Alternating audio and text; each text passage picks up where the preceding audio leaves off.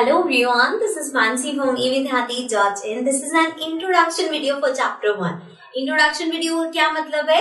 Introduction video means कि इस video के अंदर हम इस चैप्टर में जो भी कंसेप्ट्स है उनको डिस्कस करेंगे। अब उससे होगा क्या, जब आप एक्सरसाइजेस के क्वेश्चंस करोगे तो वो क्वेश्चंस के जो कंसेप्ट्स या टॉपिक्स यूज होंगे वो आपको ऑलरेडी आते होंगे, सो वो क्वेश्चंस आपके लिए इजी हो जाएंगे। इसलिए ये इंट्रोडक्शन वीडियो है जिसके अंदर हम सारे चैप्टर्स के कंसेप्ट्स डिस्कस करेंगे। Okay, so coming to the chapter, the name of the chapter is rational numbers. So rational numbers होता क्या है? सबसे पहले अभी तक जो हमने पढ़ा होल नंबर्स पढ़े हैं। होल नंबर्स क्या होते हैं? जीरो से लेके सारे नंबर्स होल नंबर है, right.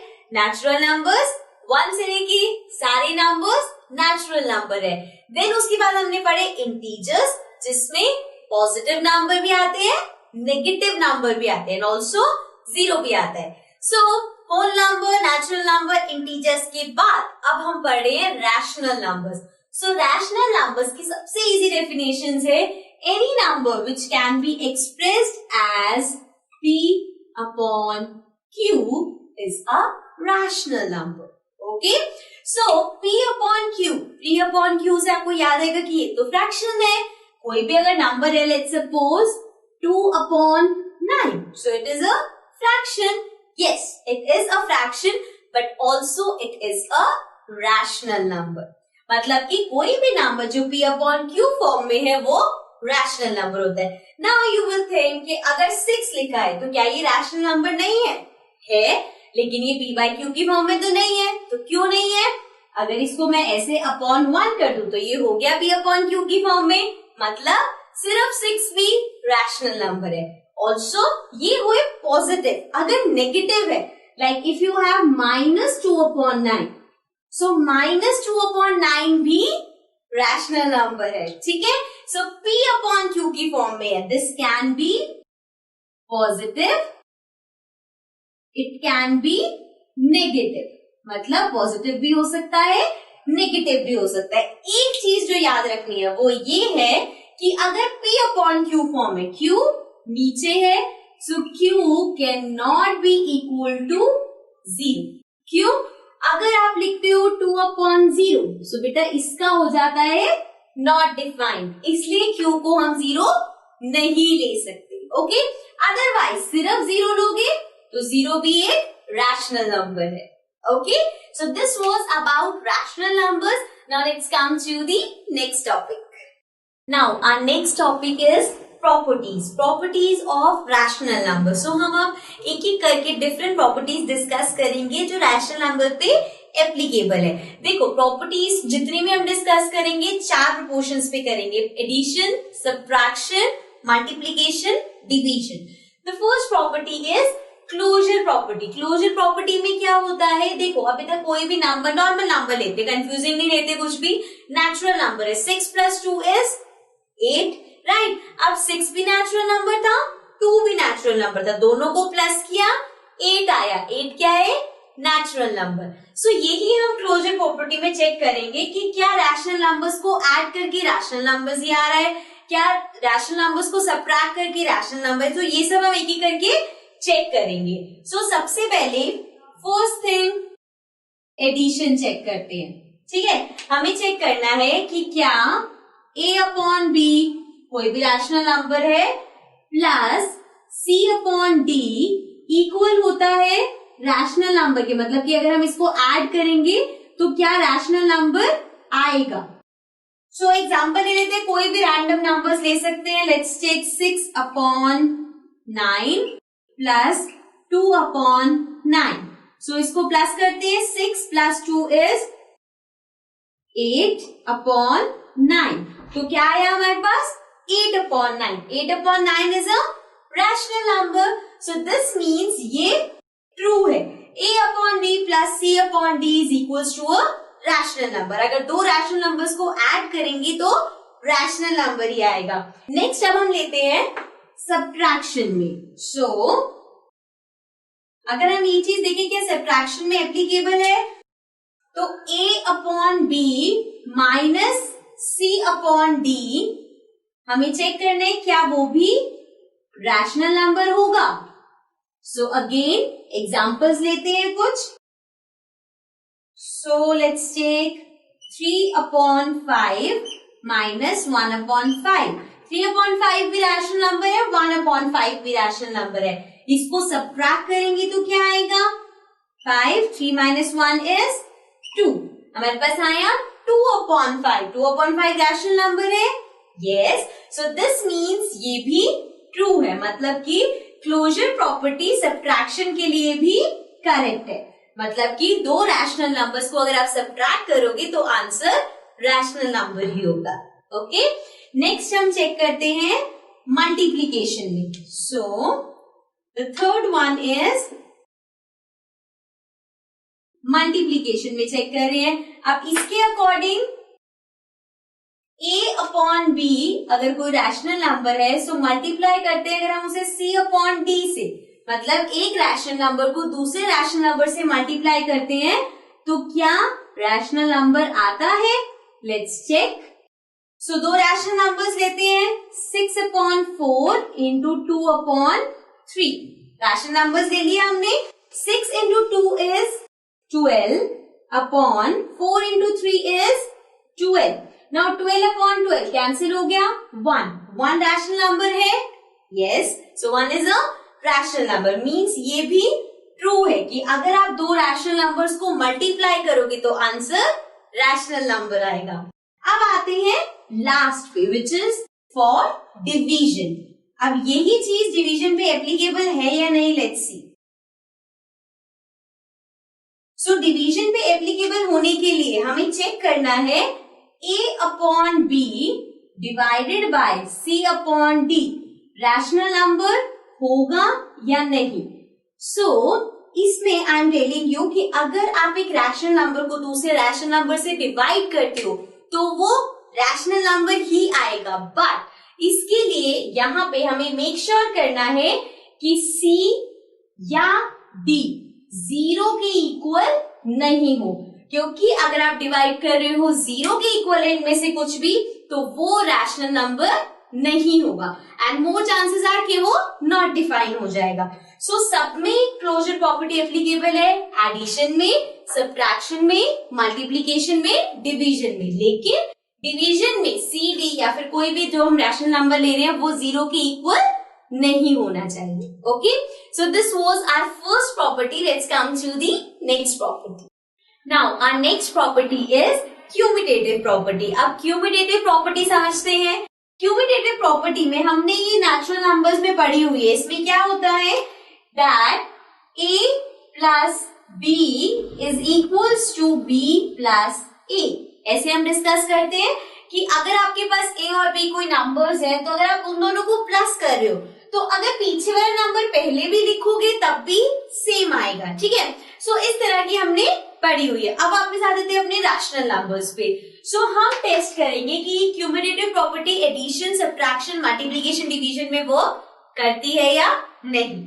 So one by one सबसे पहले लेते हैं एडिशन. सो एडिशन चेक करते हैं. अब क्यूमुलेटिव प्रॉपर्टी के according a/b which is a rational number plus c/d which is again a rational number should be equal to c/d plus a/b. यही है क्यूमुलेटिव प्रॉपर्टी. अब इसको टेस्ट करते हैं. सो कोई रैशनल नंबर ले लेते हैं. Let's take 2/5 plus 3 plus 4/5. Right, अब इसको ऐड करेंगे तो क्या आएगा? 2 प्लस 4 इज 6. तो हमारे पास आ गया 6/5. अब इसी को ही उल्टा करके देखते हैं. तो 4/5 पहले ले लिया प्लस 2/5 कर दिया तो ये हो जाएगा 4 प्लस 2 इज 6. सो ये दोनों इक्वल है, मतलब कि ये ट्रू है. एडिशन के लिए वो क्यूमुलेटिव है कि अगर आप उसे अलग चेंज करोगे तब भी सेम आएगा. Right, so now let's come to the next one. ये हो गया एडिशन. अब आते हैं नेक्स्ट विच इज सब्ट्रैक्शन. अब सब्ट्रैक्शन में क्या होता है? क्यूमुलेटिव प्रॉपर्टी के according a/b minus c/d should be equal to C upon D minus A upon B, right? अब इसको हमें करना है चेक. So अगर एग्जाम्पल लें हम, let's take 1 upon 5 minus 3 upon 5. अभी हम जो भी एग्जाम्पल्स ले रहे हैं उसमें डिनोमिनेटर्स सेम ले रहे हैं ताकि कैलकुलेशन कॉम्प्लिकेटेड ना हो. So इसको अगर मैं सब्ट्रैक्ट करूं, so this will be, नीचे 5 आएगा, 1 minus 3 is -2. तो हमारे पास आया -2. अब इसको अगर रिवर्स कर दे, 3 upon 5 minus 1 upon 5 कर दे, तो ये हो गया 5, 3 में से 1 गए 2, तो हमारे पास आया 2 upon 5. So this is -2 upon 5, this is 2 upon 5, दोनों सेम नहीं है. So this means कि ये इक्वल नहीं है.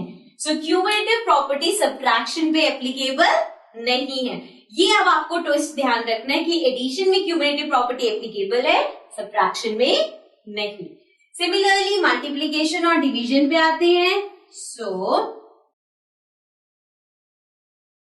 अब मल्टीप्लीकेशन में चेक क्या करना है, अगर आपके पास है A upon B multiplied by C upon D, तो वो इक्वल होगा C upon D multiplied by A upon B, right. So इसको चेक करते हैं. A अपॉन B क्या है, कुछ भी ले लेते हैं, 1 अपॉन 4 ले लिया, इंटू C अपॉन D ले लिया 2 अपॉन 3. अब इसको करते हैं मल्टीप्लाई, 2 इंटू 1 2, 4 इंटू 3 12, आया 2 अपॉन 12. अब उल्टा कर दो इसको, 2 अपॉन 3 को पहले ले लो, 1 अपॉन 4 को बाद में ले लो. 2 इंटू 1 2, 3 इंटू 4 12, क्या आया same. So means cumulative property multiplication पे भी एप्लीकेबल है. ठीक है, ध्यान आपको सिर्फ यही रखना है किस पे एप्लीकेबल है किस पे नहीं, बट हम एग्जाम्पल लेके कर रहे हैं ताकि आपको कोई कंफ्यूजन ना. नेक्स्ट हम लेते हैं डिवीजन.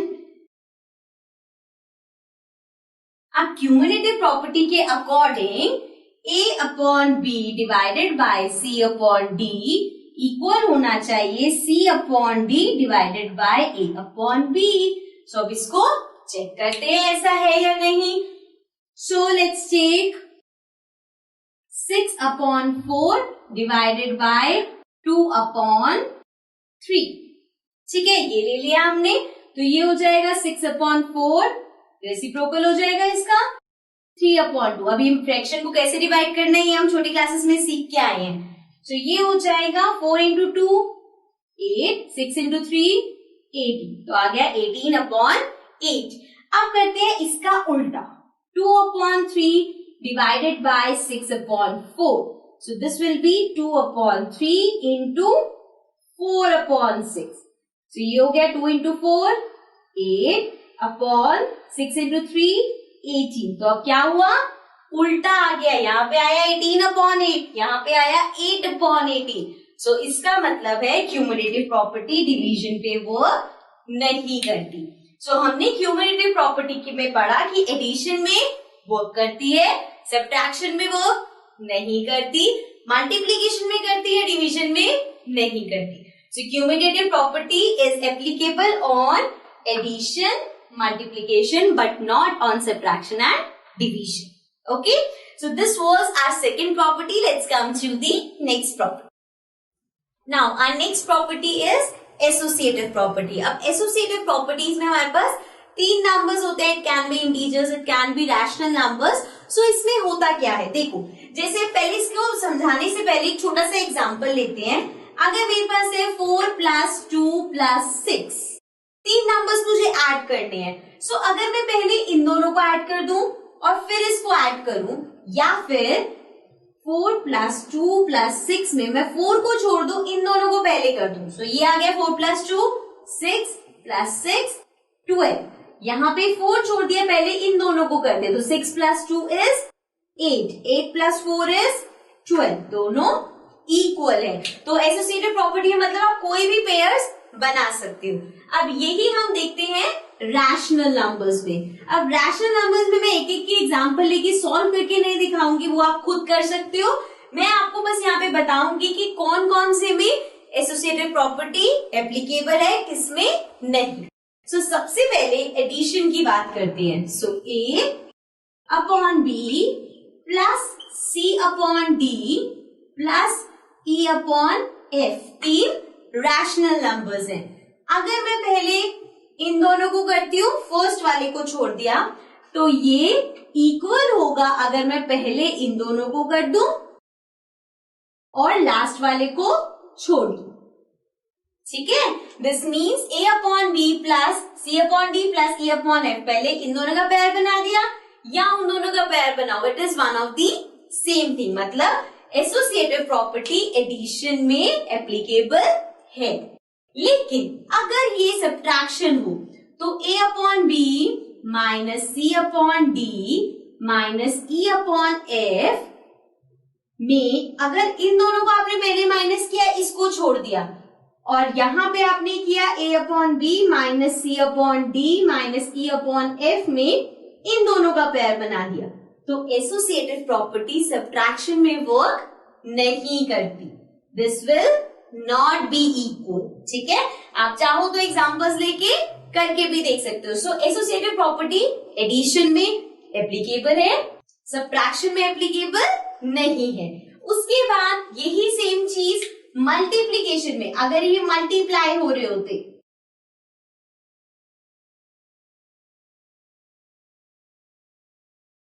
तो ये एप्लीकेबल है। मतलब कि A upon B into C upon D into E upon F होता तो इन दोनों के पेयर्स बनाओ, या इन दोनों के, वो सेम चीज होती। तो मतलब कि एडिशन मल्टीप्लीकेशन में एप्लीकेबल है। उसके बाद अगर इसी में हम डिवीजन की बात करें तो डिवीजन में भी एप्लीकेबल नहीं होगा।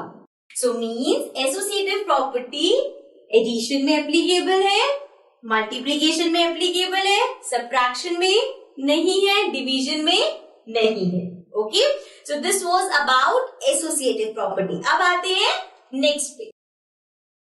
Now our next property is distributive property. Distributive property में क्या होता है, जैसे कि अगर आपके पास है 4 और यहाँ पे है x ले रही हूं मैं, नॉर्मल नंबर नहीं ले रही, x प्लस 6, इस तरह से है, तो आप इसको सॉल्व कैसे करते हो? 4 को x से मल्टीप्लाई करोगे, 4 को 6 से मल्टीप्लाई करोगे, राइट। सो ये होती है हमारी डिस्ट्रीब्यूटिव प्रॉपर्टी। जैसे कि इसको अगर सॉल्व करना है तो ये होगा 4x प्लस 4 इंटू 6 24, इस तरह से। सो यही होती है डिस्ट्रीब्यूटिव प्रॉपर्टीज। अब ये रैशनल नंबर्स में भी होती है।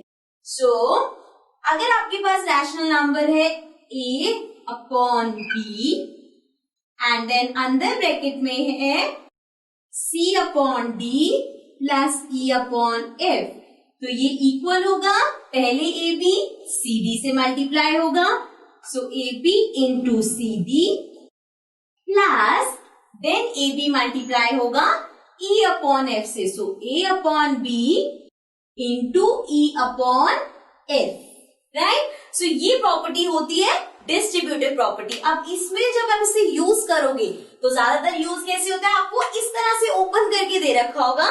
सो आप देखोगे यहाँ पे दो चीजें सेम है, जैसे a अपॉन बी सेम है, तो जब दो चीजें सेम होंगी तो हम उसको इस तरह से लिख देते हैं कि उसको बाहर ले लिया, बाकी दोनों अंदर। So this is our distributive property. अब ये एडिशन में भी वर्क करते हैं। जैसे यहाँ पे आपके पास प्लस है, अगर यहाँ पे माइनस होता तब भी, यहाँ पे अगर माइनस है तो हम ये जो प्लस किया है उसको माइनस कर देते, बाकी सेम रहता।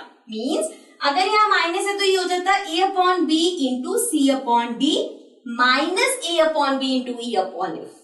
ओके, सो ये प्लस में भी माइनस में भी दोनों में डिस्ट्रीब्यूटिव प्रॉपर्टी वर्क करती है। Okay, now let's come to the next topic. Now our next topic is additive inverse. सो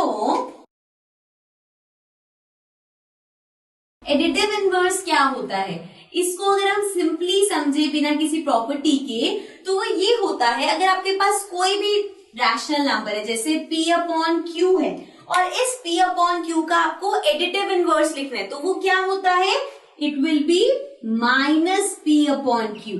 मतलब अगर पॉजिटिव है तो वो नेगेटिव बन जाएगा। सिमिलरली अगर आपके पास हो माइनस ए अपॉन बी, सो उसका एडिटिव इनवर्स हो जाएगा ए अपॉन बी, इसमें माइनस हट जाएगा। मतलब एडिटिव इनवर्स में आपको सिर्फ साइन चेंज करना है। अब इसका रीजन ये होता है कि इसकी आइडेंटिटी के अकॉर्डिंग अगर आप एक पॉजिटिव रैशनल नंबर को एक नेगेटिव रैशनल नंबर से ऐड कर रहे हो तो वो 0 आता है। सो ये इसकी आइडेंटिटी है। बट आपको सिर्फ ये याद रखना है क्योंकि क्वेश्चन ऐसे आएगा, राइट द एडिटिव इनवर्स। तो अगर पॉजिटिव है तो उसको नेगेटिव कर दो, नेगेटिव है तो उसको पॉजिटिव कर दो। Okay, so this is additive inverse. इसी तरह हमारे पास एक होता है मल्टीप्लीकेटिव इनवर्स। सो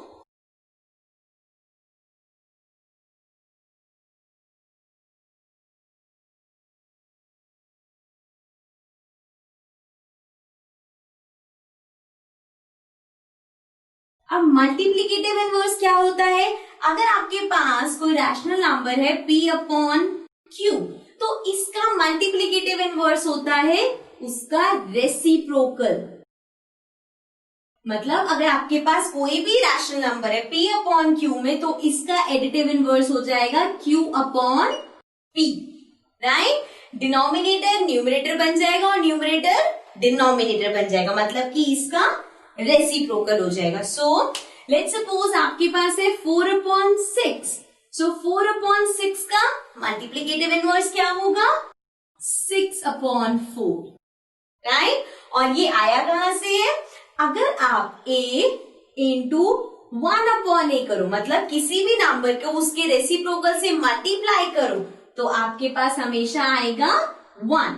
सो ये है हमारी मल्टीप्लीकेटिव आइडेंटिटी। बट अगर आपके पास क्वेश्चन आता है आपको मल्टीप्लीकेटिव इनवर्स बताना है, तो जो भी रैशनल नंबर होगा आप उसका रेसिप्रोकल कर दोगे। ना हो अगर वो रैशनल नंबर 2 है, सो 2 का रेसिप्रोकल क्या होगा? देखो 2 के अपॉन में कुछ नहीं है, means 1।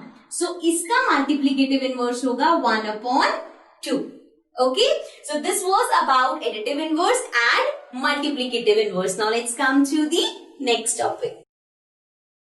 Now the next topic is rational numbers on number line. अब अगर number line पे आपको rational numbers plot करने हैं, so rational numbers basically p upon q form में होते हैं, which is a fraction. So fraction को number line पे जैसे plot करते हैं वैसे ही rational numbers number line पे plot होते हैं. अब number line क्या होता है ये आप सबको पता होगा. So if I draw this line, इसके mid में हमने लिया 0, right side पे पॉजिटिव नंबर्स, लेफ्ट साइड पे नेगेटिव नंबर्स, राइट. अब आपको अगर कुछ रेशनल नंबर इस पे प्लॉट करना है, जैसे कि let's for example take -2 upon 5.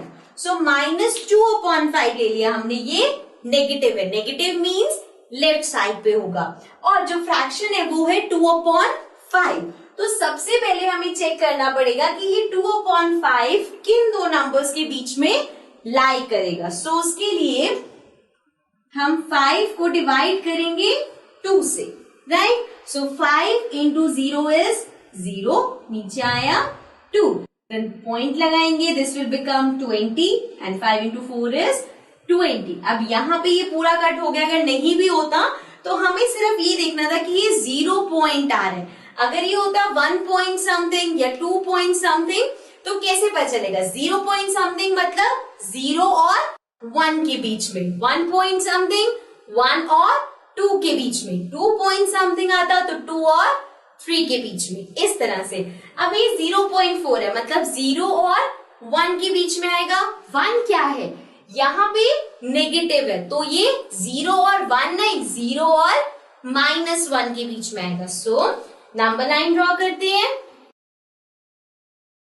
0 यहां ले लेते हैं बिकॉज हमें नेगेटिव साइड ही प्लॉट करना है, और यहां पे ले लिया मैंने 1.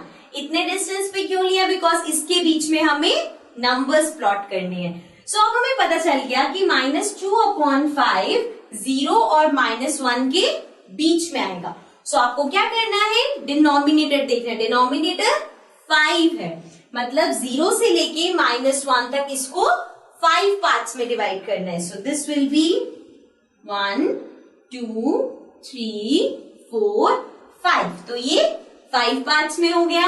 अब यहां से स्टार्ट होगा -1 अपॉन 5, -2 अपॉन 5, -3 अपॉन 5, -4 अपॉन 5 और ये -1 हो जाएगा -5 अपॉन 5 विच इज -1। अब हमें प्लॉट क्या करना था? -2 अपॉन 5। -2 अपॉन 5 कहाँ आया है? यहाँ पे, राइट। सो इस तरह से आप रैशनल नंबर्स को नंबर लाइन पे प्लॉट करते हो। Okay, so let's come to the next topic. Now the next and the last topic for this chapter is rational numbers between two rational numbers। अब अगर आपको दो rational numbers के बीच में rational numbers बताने, पहली बात तो दो rational numbers के बीच में बहुत सारे rational numbers possible हैं। Now the thing is कि होता क्या है दो numbers के बीच में numbers, मतलब सिंपल एग्जांपल लेते हैं। अगर मैं आपको बोलूं 2 और 7 के बीच में numbers बताओ, तो 2 और 7 के बीच में 3 आता है, 4 आता है, 5 आता है, 6 आता है, राइट। ऐसे ही अगर आपको रैशनल नंबर्स के बीच में बताने हैं, सो उसके लिए एग्जांपल लेते हैं। लेट्स सपोज हमने ले लिया नेगेटिव नंबर लेते हैं इस बार, -2 अपॉन 5 और 1 अपॉन 2। ये दोनों रैशनल नंबर्स हैं। अब इन दोनों रैशनल नंबर्स के बीच में आपको रैशनल नंबर्स बताने, तो कैसे फाइंड करेंगे? सबसे पहली चीज जो इसमें करनी है वो ये है कि आपको इसके डिनोमिनेटर्स को सेम बनाना पड़ेगा। सो डिनोमिनेटर क्या है? 5 2। अब इसको सेम कैसे बनाओगे? दोनों का कॉमन मल्टीपल देखोगे। सबसे पहला जो कॉमन मल्टीपल है वो है 10। 5 के टेबल में भी आता है, 2 के टेबल में भी, तो इसको चेंज करते हैं। ये हो जाएगा -2 अपॉन 5। 5 को 10 बनाने के लिए 2 से मल्टीप्लाई कर दो, ऊपर वाले को भी 2 से मल्टीप्लाई कर दो। ये आ गया -4 अपॉन 5 इंटू 2 10। सो ये हो गया डिनोमिनेटर 10। सिमिलरली 1 अपॉन 2 को 10 बनाने के लिए 5 से मल्टीप्लाई करेंगे। सो मल्टीप्लाई बाय 5, न्यूमरेटर भी हो जाएगा। ये आ गया 5 अपॉन 10। अब दोनों के डिनोमिनेटर्स सेम हो गए। अब -4 अपॉन 10 और 5 अपॉन 10 के बीच के नंबर्स बताने हैं। सिंस इनका डिनोमिनेटर सेम है तो सिर्फ ऊपर न्यूमरेटर देखो, -3 upon 10, -2 upon 10, -1 upon 10, 0, then 1 upon 10, 2 upon 10, 3 upon 10, 4 upon 10, right. ये सारे नंबर्स इन दोनों रैशनल नंबर्स के बीच के हैं। मीन्स ये सभी रैशनल नंबर्स इन दोनों के बीच के भी होंगे। ओके, अब यहाँ तो हमें बहुत सारे नंबर्स मिल गए। अगर ऐसा हो कि आपको 5 बताने और सिर्फ 2 मिल रहे हैं तो क्या करना पड़ेगा? ये जो आपने इनके डिनोमिनेटर्स को 10 बनाया है, इसको हम किसी बड़े नंबर में बनाएंगे। जैसे 5 और 2 में 10 के बाद 20 भी कॉमन है। 5 इंटू 4 इज 20, 2 इंटू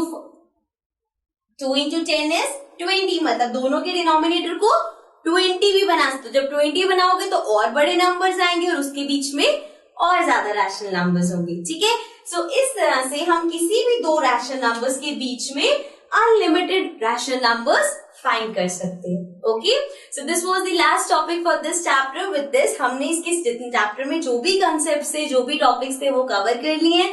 अब इसके बाद जब आप एक्सरसाइज के क्वेश्चन करोगे तो वो आपको बहुत इजी लगेंगे। So okay, that's it from this chapter. That's it for this chapter. I'll be coming back again with a new chapter. Till then, take care and bye-bye.